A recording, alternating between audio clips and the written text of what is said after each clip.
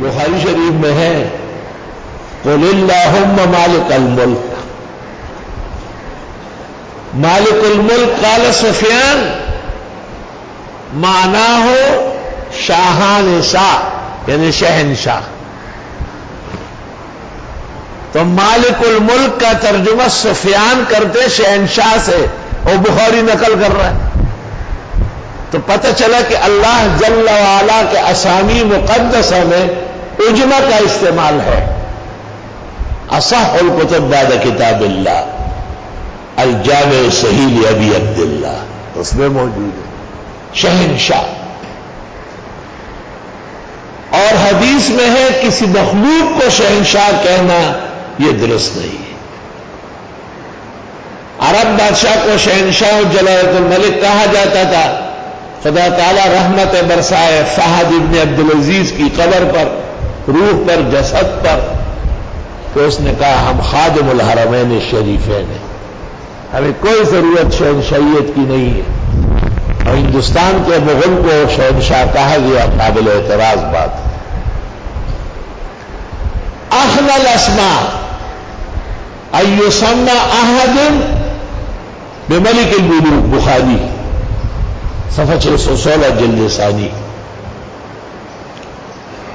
بدترین نام اگر مخلوق کو کہا جائے شہنشاہ، یعنی مخلوق کو شہنشاہ کا کہنا بے ادبی ہے، یہ مطلب ہوا۔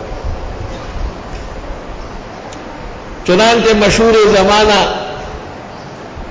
شخص احمد رضا خان نے جب مشہور نعتی کلام کہا کہ حاجیو آؤ شہنشاہ کا روزہ دیکھو، اور کعبہ تو دیکھ چکے، کعبے کا کعبہ دیکھنا، ہدایت بخشش۔ تو ایک شاعر تھے وافی دیلوی، اس نے خان صاحب کو خط لکھا کہ شہنشاہ نہ کہے، شہنشاہ منع ہے۔ تو خان صاحب نے 45 علماء کے نام لکھے، میر سید اور تفتزانی اور فلاں فلاں، تو 45 وہ ہو گئے، 46واں احمد رضا خان ہے، 47واں نعیم الدین ہے، 48واں امجد علی ہے، 49واں نورانی ہے، اور 50واں سعید کاظمی ہے، اور باقی اوکاڑوی مامباڑوی یہ سب پیچھے پیچھے، یہ اکڑے بکڑے۔ میں کہتا ہوں یہ سارے ایک طرف، پیغمبر کیا کہتے ہیں؟ لا تقولوا ملک الملوک لأن ملک الملوک هو اللہ، شہنشاہ کسی مخلوق کو نہ کہو، شہنشاہ تو اللہ ہے۔ قل اللہم مالک الملک، کیونکہ اعلی حضرت نے مع العلم والفضل دور حدیث نہیں کیا ہے،